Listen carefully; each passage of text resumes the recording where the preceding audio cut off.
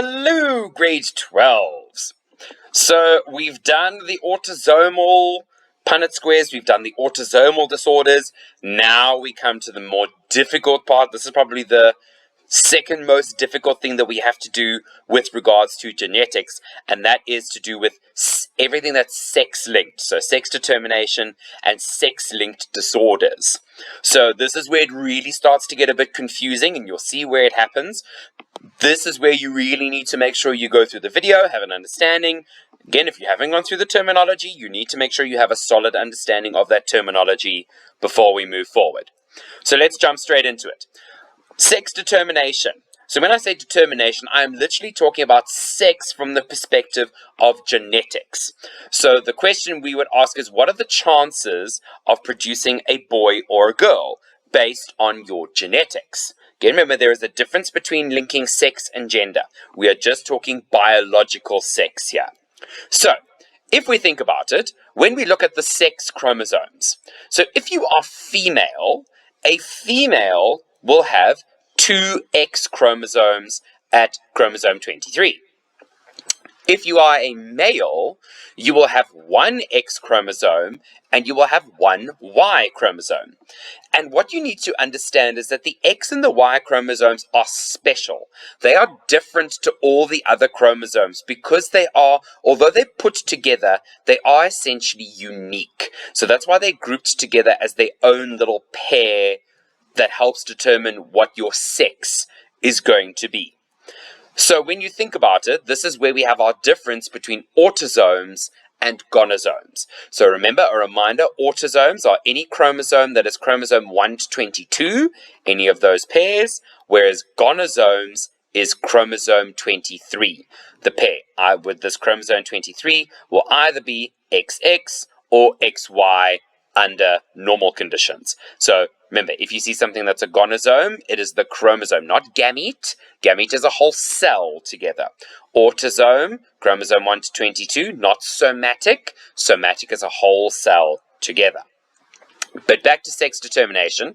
If we look here, remember that when we're doing sexual reproduction, we create gametes. So a female will create eggs and a male will create sperm. So, because women are XX, those are the 2 chromosomes they have.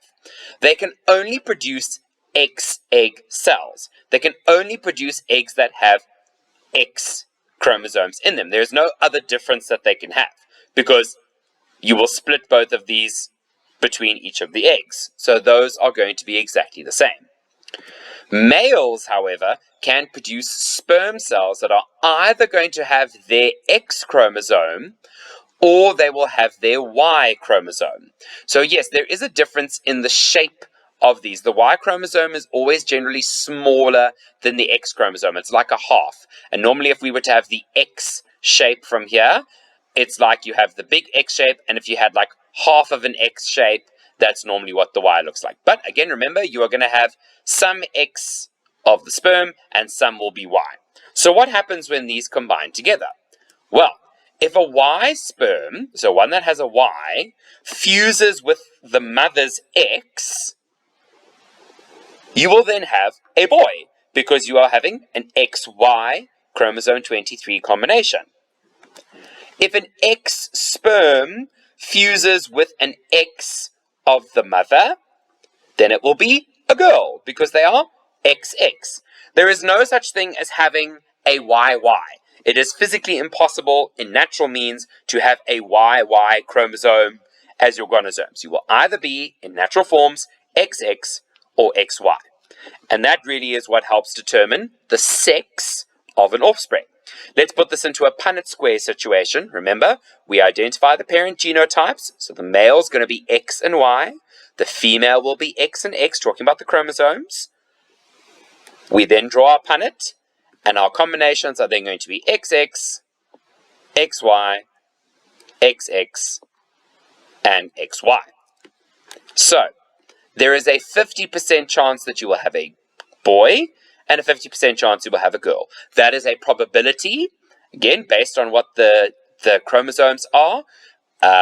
In real life, it might not be exactly the same as this. You could have 10 children and all of them naturally are girls. It just might happen like that. You could have 5 and they will all be boys. Again, this is just a probability based on the split that can happen. So remember, what we've done previously with autosomal characteristics or autosomal disorders is we have let a letter represent a specific characteristic or gene. However, these letters are representing whole chromosomes. So just bear that in mind, because what we get onto next is going to show you where the complicated part comes into. Remember, this X and Y represents a whole chromosome. That being said, we know that a chromosome is made up of many genes. So yes, these X and Y chromosomes are made up of many genes that do specific things relating to maleness and femaleness from a biological perspective. Now, it is true that the X and Y chromosomes do share a small set of common genes, as you would expect in a normal autosomal chromosome, as you would expect with a normal characteristic, where, for example, here they would both be in the same locus, having to determine the same thing, which would then follow the normal laws of dominance, etc. But generally, the genes found on the X chromosome are unique to the ones found on the Y chromosome, which makes sense, because if you're a male, you have to develop testes and a penis and other male-related genitalia. Same with the female. So this Y is what determines that you are then going to have your male characteristic structures. The double of the female is what allows for the production of things like a uterus and all those kind of things. So they are completely different to each other, and this is where it starts to become different in terms of looking versus autosomal conditions. So, some characteristics are only found on the X chromosome. Similarly, some are only found on the Y, but we generally, in genetics and your bio, only focus on the X-linked ones. So it therefore means that a gene for a certain characteristic is linked to the sex of an individual. If that particular characteristic or gene is found on the X chromosome, it is then said to be a sex-linked characteristic or disorder. It can then also be referred to as an X-linked disorder, as in it is carried on the X chromosome. So what you can already kind of tell is if a female has 2 X's, she will then have 2 copies of whatever that gene is for that characteristic. However, a male will only have 1. And when we talk about sex-linked disorders, the males are the ones who are then at the disadvantage because they only have 1. Therefore, if they only inherit the defective version, they are therefore going to have the disorder. The females will very rarely be both recessive. The females will always have a normal one to counteract the defective one. But let's get a little bit more closer into this.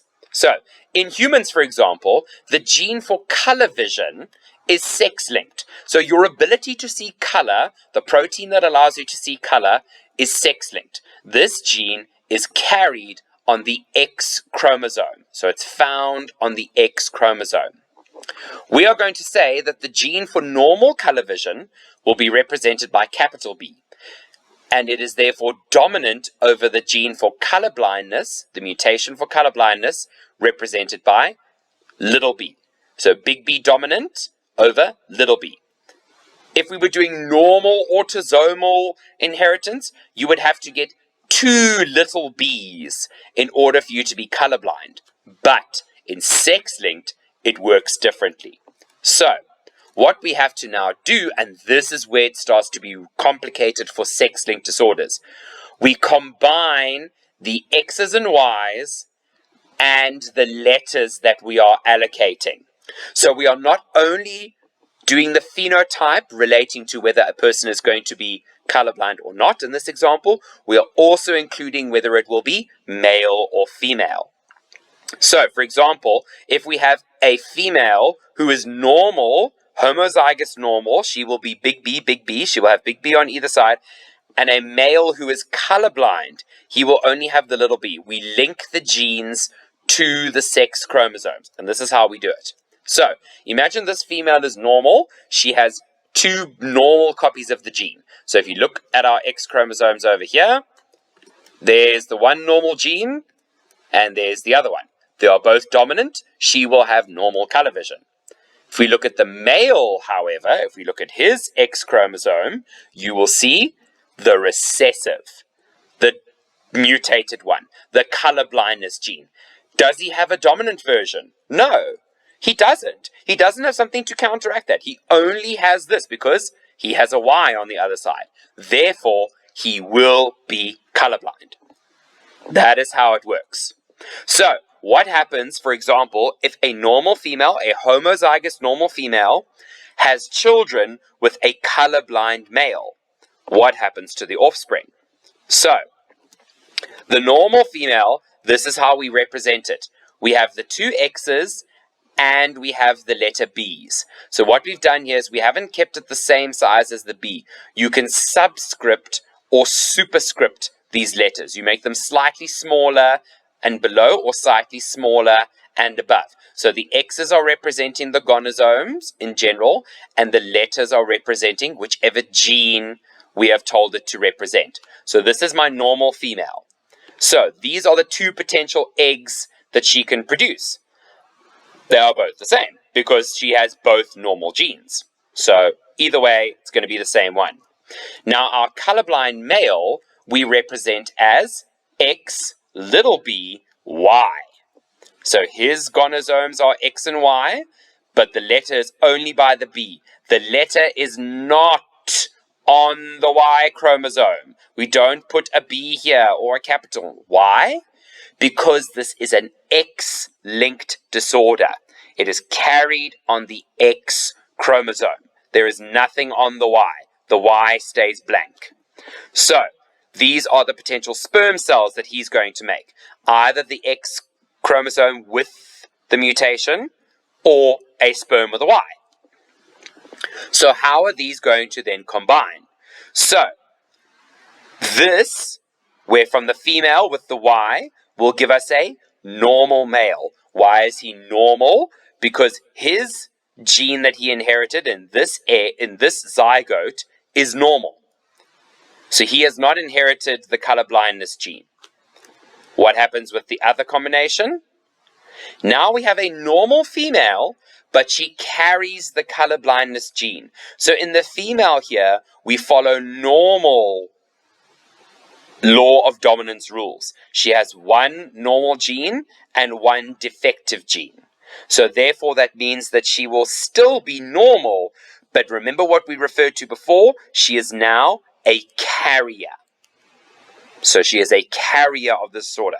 Carriers are therefore not affected. So, I'm going to split this as part 1 here. We're going to do another different example to see how it works in the next video. So please, go back over this little example, see how we are combining both the phenotype of being female or male, as well as whether they are normal or colorblind. We are doing 2 things at the same time with our X's and our Y's and our letters at the same time. Go back, rewind, watch, write things for yourself, practice, and then head over to video 2, where I'm going to go a little bit more in depth into how we set a question out like this. Thanks very much, guys. Keep up the good work.